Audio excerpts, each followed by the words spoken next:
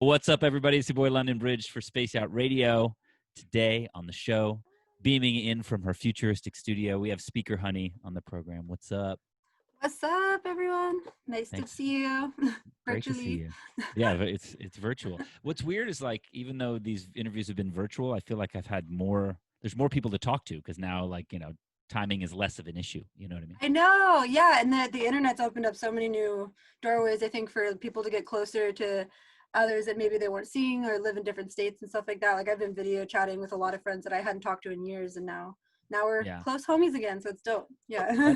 that is weird. It's like, on the one hand, the people you see regularly, you see less, and then the people you weren't seeing before, you now are like reconnected. I feel that. I think that's been like a thing. Definitely a good thing that's come out of there. Also, musically, I don't know about you, but like, I've definitely been in contact with more producers and music people just through like people I look up to and peers and stuff. What's your experience been on that? Totally. Yeah, I think that the music scene in general has been pushed into the virtual realms of the internet and stuff, so a lot more people are online, and I think it's easier to get in contact with people, for sure, especially other artists. I've been actually noticing a lot of artists have been doing like coaching and mentorship programs and stuff like that too, so I'm going to start taking advantage of some of those options too, so I'm excited.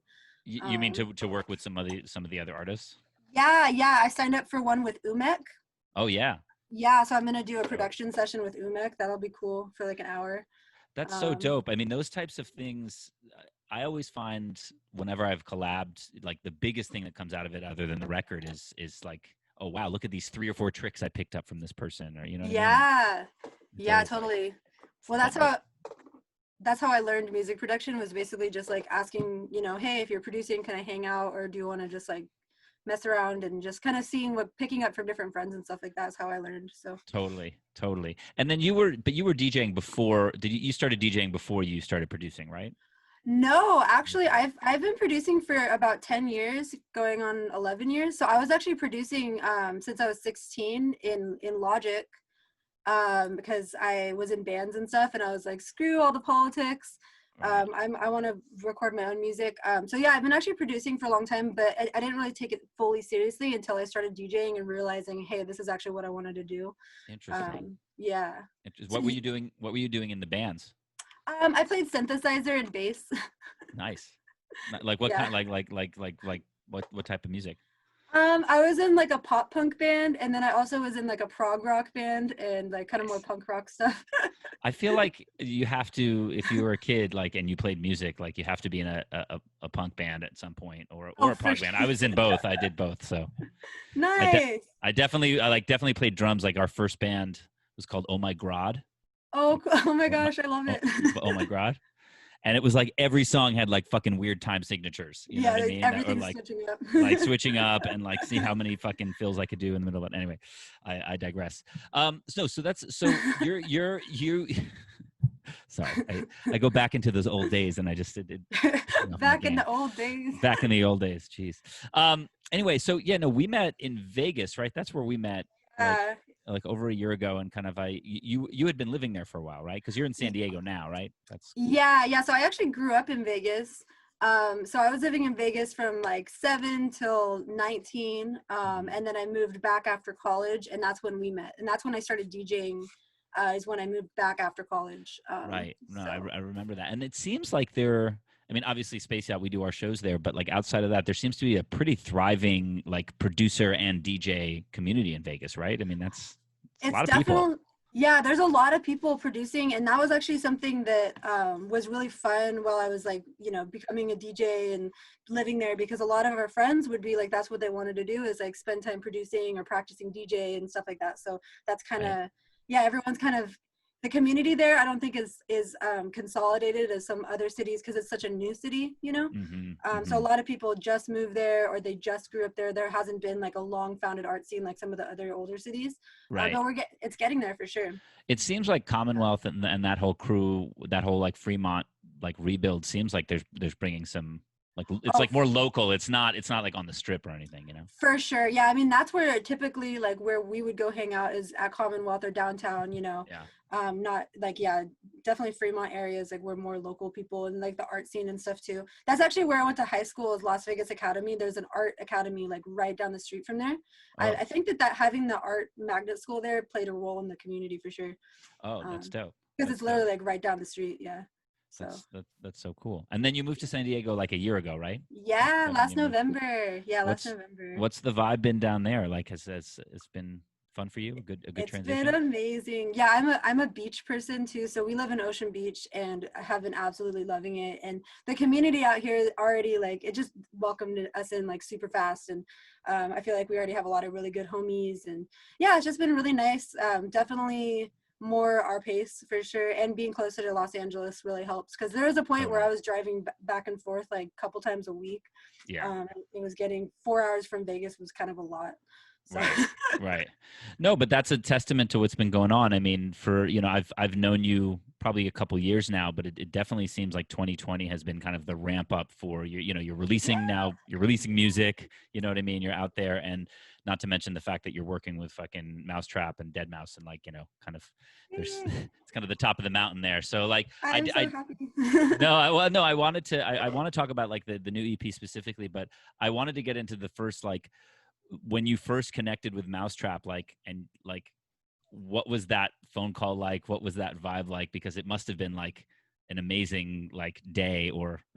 Oh yeah, no, I remember it vividly. Well, it's crazy because so it actually started 3 years ago, almost 4 years ago, at Miami Music Week. I went to a Mousetrap takeover party that they had at Treehouse Miami. Yeah. And they had like a bunch of artists. It was just all Mousetrap artists on the lineup, and members of the team there. And that's where I actually got to meet, you know, a couple key people from the team. And I got in contact through the internet, and I always had them like on Instagram and stuff like that. And I knew for the next 3 years, I was like thinking about, like, as I was producing, like what label would really fit my sound? What label could I see really being a home for my project Speaker Honey? And I kept looking at all the labels, and Mousetrap just kept popping up to me as like that label that really would fit with my project and my vision for the project and stuff. But I was always like, honestly, a little bit nervous to send music, because I was like, gosh, I want it so badly that I didn't want to just send it until I knew it was like 100%, you know, what I wanted my sound to be. And it took up until last summer, so this is like 2.5, 3 years later, that I finally felt confident. I had a package of, you know, my tracks that all sounded cohesive, and like, this is the sound I wanted Speaker Honey to really be. And I was thinking about sending it, but then I was kind of like, I don't know. And then I went to Burning Man, and I'm on my bike at Burning Man, and I'm looking around, I'm like, I need to just send it. I'm just going to send it. When I get home, I'm going to send it. And I did. And then I got the email back, and got the phone call, and then got my first track signed to We Are Friends Volume 9, and then got the second EP, and then the management. And now it's kind of. So it's a Burning Man story is what it is. You went to Burning Man and you found the light. I was like, I'm just going to send it. Yeah. Cause you know, out at Burning Man, you have so many like inspirational conversations with like just the random people that you meet that you may never see again in your life, but they'll come up to you and they all have like a special message. And actually one of them was Jay Monarchy. I don't know. I think you know Monarchy. Yeah. He was like, you just got to send it. And I'm like, okay, I'm just going to send it. And then, so. Sometimes you just got to send it. I mean, that's the deal. I think that's my advice. In life. Just send it straight. Look, it's true. No, I think it speaks to something that all artists deal with, which is kind of your inner monologue and the way in which, you know, and what that inner narrative is and what you're telling yourself you think is or isn't the right thing. And more often than not, there isn't a right or wrong. It's about, you know, I think when it comes to music and sending music, it's just about understanding, knowing that you've put the work in on that. Like, there's nothing worse than like someone being like, let me send you 100 tracks that are all kind of half done. You know, totally. That's not a good way to start. And I'm assuming like for you, like if you took 3 years to like not send it, it was time to send it. It was time to send it. No, and I think though that I really appreciate the journey and the time it took, because a lot of young producers are really like eager, and you know, it happens for different paces for everyone, but a lot of people are really eager just to get it out there and get signed right away. And you know, I think it for me it worked better, you know, to take my time, because now I feel like I have a real cohesive vision and game plan, and when I'm producing, you know, like, because there's so many different styles I've worked with, I have a goal in mind with this sound, you know, and I think Right. it makes it easier when I sit down in the studio, instead of being like, oh my gosh, what am I going to do? I already have a goal in mind now of like, what's my concept for my art, you know? So, Yeah, like a roadmap or some guidelines. Sometimes the guidelines help dictate yeah, sound. No, yeah. for sure. No, but I even hear a difference in the sound from like the first EP from Night Visions and kind of like Mm. that package versus your new EP, which is fucking sick. Both are really sick, by the way. Thank you. Thank I've been you. jamming out to them the last week. But am I wrong in that? Like, I felt like there on Night Visions, it's like kind of a little groovier on some level or a little dancier on some level. Yeah. But is there like, was there kind of a different thought process in the two different EPs, or what was going on there? Yeah, well, so for Night Visions, it really was kind of, it did have more, you're picking up correctly, it did have a little bit more of like a groove. I think just because the whole concept for that was kind of like, the name originally came from the tracks that I was making when I was like couldn't go to sleep, and I just kept staying up and just working, and that's kind of where those tracks came from, and that's why I called it Night Visions, because it was like I was up in the middle of the night, and all of a sudden I was having all these like crazy ideas, and it was just like everything was just flowing really naturally.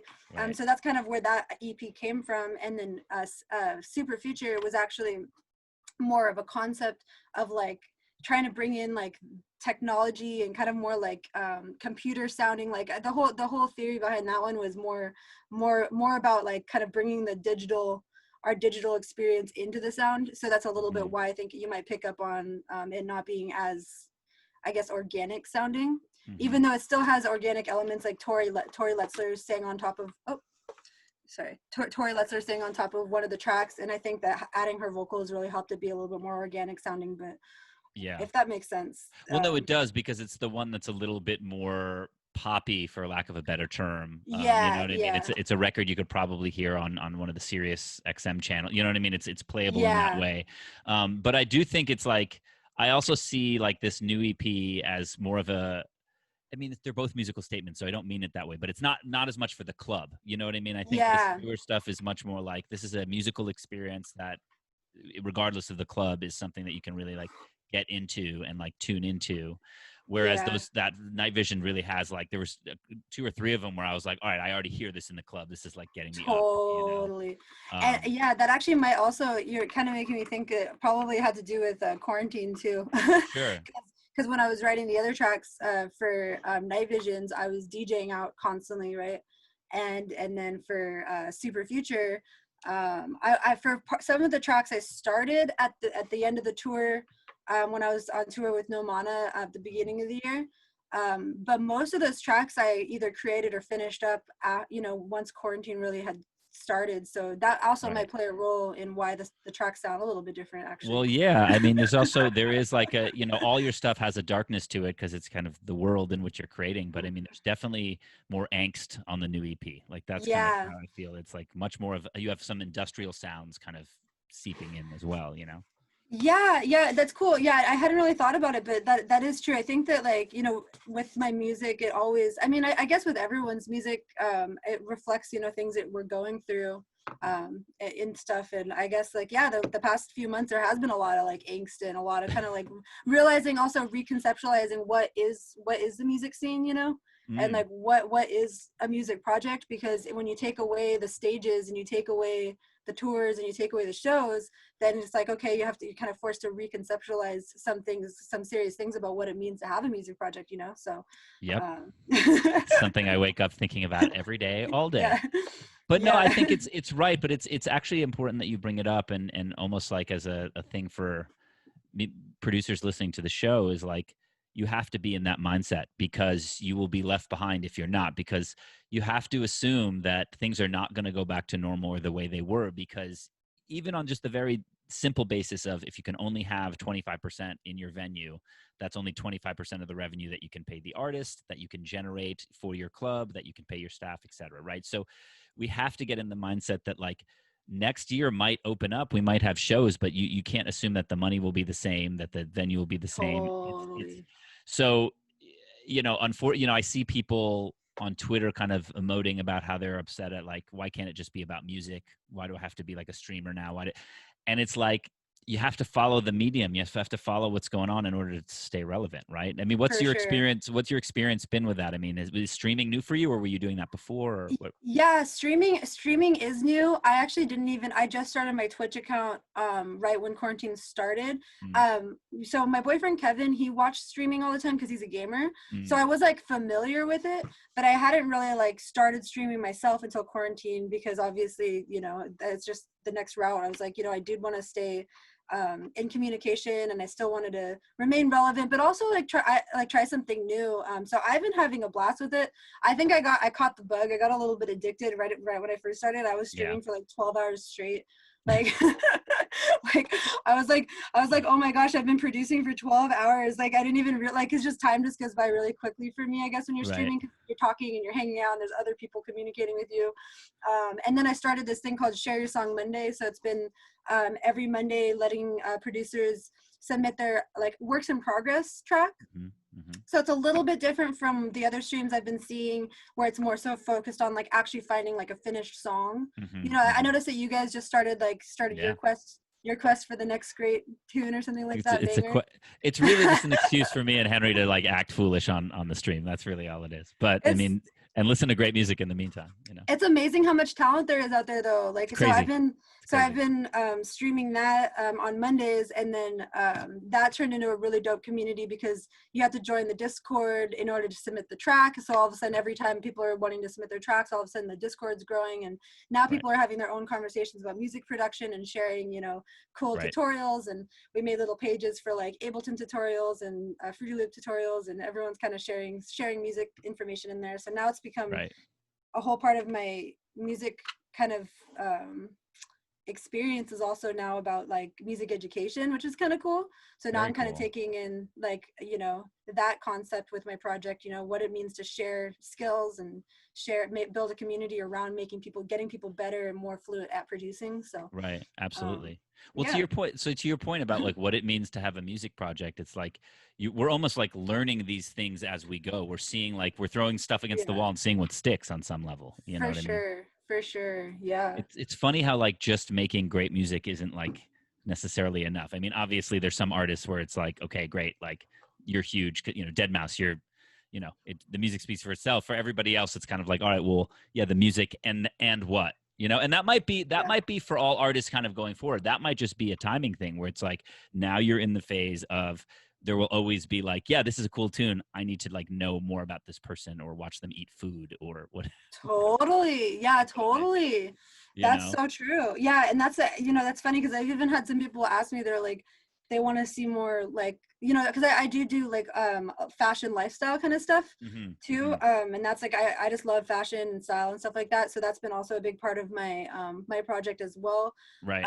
And then I've even had some people ask me in chat like, hey, can you do a tutorial on how you cut your hair, or like or like when you stuff like that. I'm like, hey, maybe. I mean, I've never really thought about it, but no, it's cool. I kind of agree, like how you said you got addicted to the streaming stuff. Like there's something exciting about it that for me, like my wife came in the office the other day, and I got a new PC. I've got like lighting. I've got a new I got the rig. I finally got the rig, and she came in yesterday. She goes, "What the hell is all this stuff?" And I was like, "I'm a streamer now." She's like, "What?" She couldn't process it, but it is I think for us on our end, like even just getting new gear or finding out new ways to do stuff, like it's kind of exciting. And I think at first for probably a lot of artists, it's like very scary, right? Because all of a sudden, like all of your revenue goes away and all your plans for 2020 of being on the road. I'm sure you were going to be on the road the whole year. I know. I was really looking forward to it. But festivals, but the bright side is, I think, like for someone like you and a lot of the people who are getting after it, it's like we're learning new skill sets right now. We're developing community in a way we probably,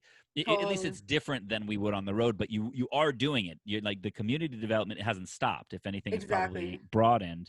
And I think that for a lot of the people who are being proactive in this time period, we're going to come out on the other side, and there's going to be all kinds of new things about our career that we didn't think, Totally. I'm already like kind of reshaping, just like the vision.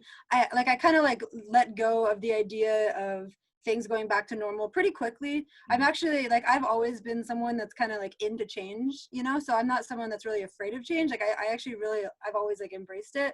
So for me, like going into quarantine, I was like, this, I had to like just let it go that the shows and the tours weren't going to happen this year, and just Right. kind of rethink it pretty quickly. And for me, it was like, it was fast, but now I'm kind of getting excited to, like, when I think about like 2021 or beyond, like what it's going to look like. Because I think that there's a lot of new, like you're saying, new creative doorways that are opening up, and new communities, things that wouldn't have existed before. So 100%. so now I'm kind of looking forward to seeing how it all reshapes, because it's always gonna be something, you know. Right. No, well, it might. I mean, if your like haircutting tips get huge, you might have that at the show in the lobby. It'd be like the meet and greet is like, you know. Oh. I'll Yeah, I've actually, it's actually something that I was thinking of, because I've been, because like I was saying, I'm really into like the fashion stuff. I see that you guys have been doing some fashion stuff too, in terms of your merch and all your clothing lines. Yeah. All day. That's all we do. By the way, you guys are killing it with the designs. I really like what you guys thank you. No, I wanted to bring up because you just did a collaboration with Infinite Future Gear, which I saw, which I love their stuff, the stuff they've done with you and with IO. Like, how did that collaboration come through? Well, I actually met Dane.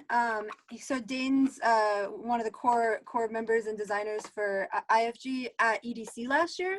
Okay. When we were hanging out with No Mana, he's homies with No Mana, and like, so we were all hanging out, and then we kind of just kept in touch. And then when I saw that he was making clothes for like IO and also No Mana, I was like, dude, I want a custom jacket. Actually, it started because so 2 years ago at Amsterdam Dance Event, I had like my favorite trench coat ever, and I brought it with me to the club, and I left it in Amsterdam at a club somewhere. It was a club called Brett, so it was like pretty far out there, and like I just, like, for the past 2 years, I just keep thinking about this trench coat, and I keep looking for, like, if I'm shopping or online or whatever, I'm looking for this specific jacket. And then finally I just hit him up. I was like, hey, so I've been looking for my jacket, I can't find it, maybe we should make one. So that's kind of how the conversation started. Just because I lost my favorite jacket and I couldn't find it anywhere. So I was like, maybe I should just make one. And I know a guy that makes some clothes, let's hit him up. So that's how that happened. That's dope. So now I think that we are going to be working on some stuff for sale, because like that jacket was supposed to be just like a custom commission for me, just so that I can have my own jacket. But I got a lot of good responses from it. So we are thinking about making a couple other designs and maybe putting it out and making it available for other people, for fans and stuff like that. So that is kind of a new route I've been thinking about, and also just kind of making more fashion concept pieces, like making it more more about like kind of like a high fashion style stuff is kind of like what I want to play with.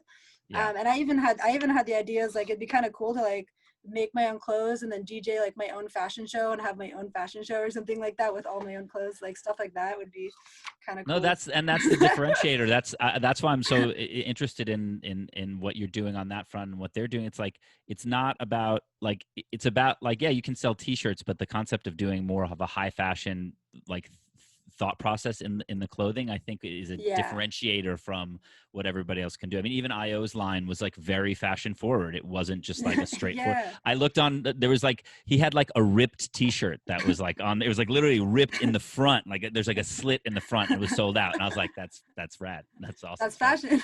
Yeah, that's fashion. So, and I think that even regardless of people's movements or whatever the new kind of world is of people staying home or not, people still want to like shop. People still want cool gear, even if they're not going to the club. I don't think that, if anything, I feel like people are more into that now. I don't know if you've seen that. Yeah, that's actually something that also I think goes back to streaming, what you're talking about, like becoming a streamer also has an aesthetic to it, like having like, the cool LED lights or like the nice looking studio, or have like, just having the streamer aesthetic is actually pretty cool. And I think a lot of people are realizing that there is an aesthetic to looking cool at home through the internet, and fashion plays into that. So people still care about, being fashion forward.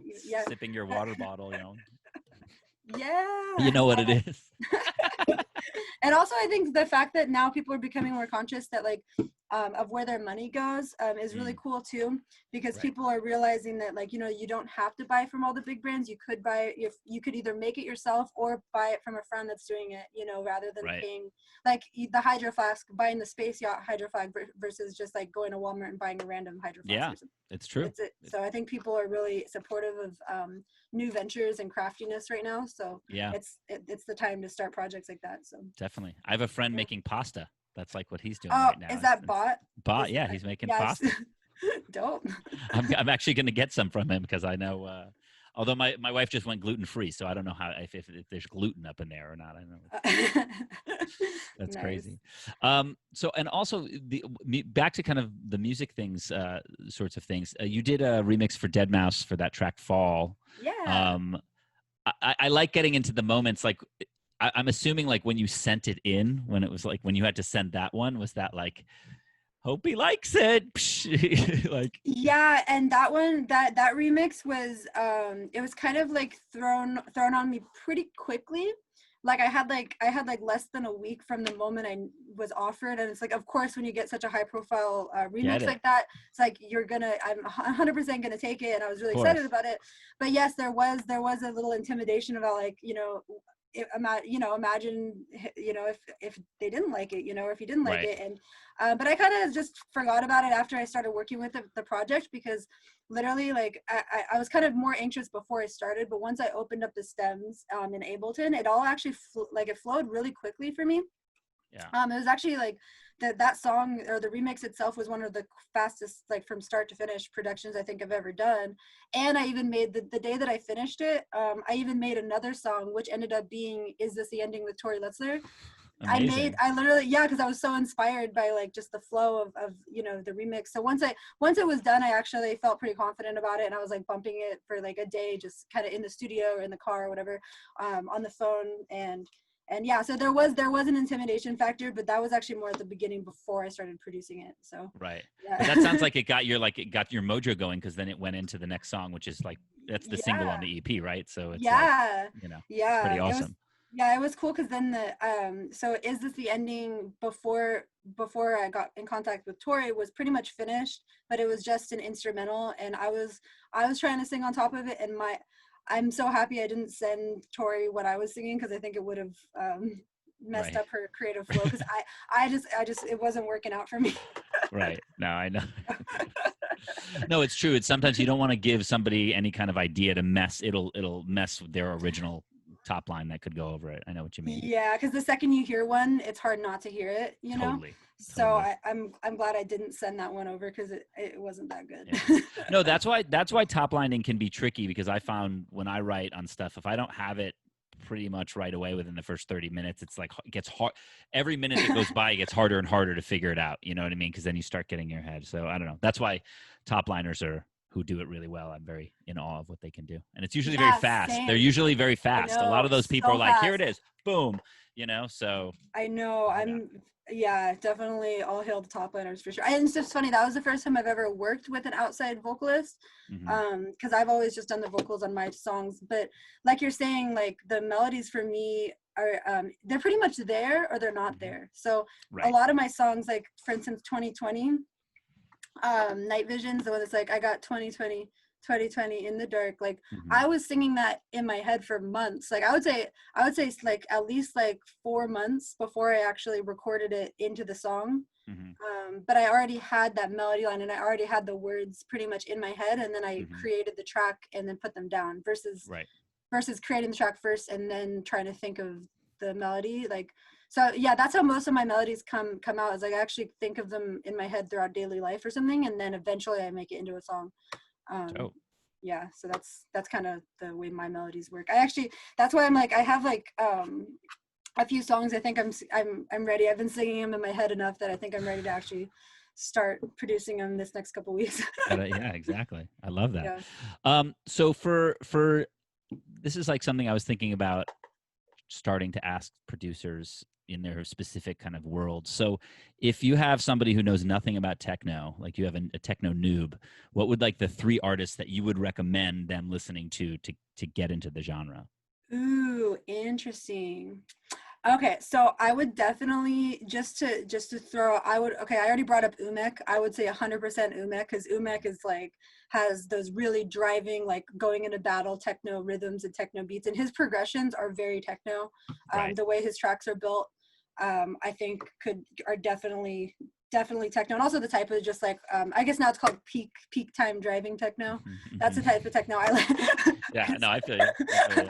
And then I would say Enrico Sanguiano, for sure, because I think Enrico pulls in the techno melodies really like he does the melodies really well, and brings the chord structures into the techno. So I guess like, which Umek does some of that too, but I think Enrico is really like really good at making harmonies and crazy epic buildups and breakdowns and stuff like that. So I would do Enrico, and then I would do Anna just because I love Anna. She's great. Yeah. She's great. Yeah. I saw her. I forget where I saw her recently. I saw her at a festival. Nocturnal? Beyond? Nocturnal? Oh, nice. I think Nocturnal. Yeah, I saw her and Enrico at EDC last year, in Neon Garden. Yeah. Yeah. Those are three good choices. So yeah, and I think those choices for me too represent kind of like, I like more like hard, not too moody techno. Some people like melodic, moody techno. I don't really like that type of techno that much. I'm more of like, I want to feel like rage and like let's freaking go, and so that's kind of my style of techno that I like to listen to. And it's kind of, I think it relates a lot to rock, like punk rock music too, kind of like my, like, it's kind of like I've had some friends that were like, no, I only listen to rock and roll and punk rock, and then I show them like a dope Umek track, they're like, whoa, this is actually pretty sick. So right. Well, no, there's a similarity between like the punk rock people who are like strictly on like, you only listen to this, and like the techno snobs. It just is what it is. We all know the elephant in the room. It's just like, you know, but whatever. Everybody can behave how they want to behave. It's fine. Yeah, do you? You want to be a techno snob? You want to be like a punk rock, you know, straight edge, like whatever it is. You can only listen to Avail. I'm cool with that too. Whatever. Yeah, just be yourself. That's all. Like authenticity is the most attractive thing. I think. I think that's where most like power comes from, is someone just being truly authentic. Absolutely, totally. I think that's true. Well, this has been awesome. You have a guest mix coming up, yeah? Yeah. I'm very excited about that. I'm assuming we're going to hear new music. Right? Yeah. Get ready for some new tunes. And also, I'm going to throw in some of my favorite techno tracks too. That's actually a cool thing about quarantine also, is I've been starting to get to, you know, dig deeper through the years, because there's so much good music that's come out over the past, like, even like I would say like 10 years that, you know, we may have missed because we're just always before go next show. So now I've been digging a little bit deeper, and not afraid to play tracks that came out like 7 years ago, because if it's a dope track, totally, you know, so totally. That's so funny. I've the same thing. I've had the exact same experience where it's like, I'm playing these 2013 tracks. You know? It's like, it's been enough time. It's been enough time to bring them back. Yeah, you know? Exactly. That's dope. Awesome. Well, thank you so much for being on the show. And we're going to go into a guest mix from Speaker Honey. It's your boy London Bridge for Space Yacht Radio. We'll catch you next week. Thank you so much for being here. Yeah, thanks for having me. Yeah. And let's fucking techno. Here we go. Let's techno.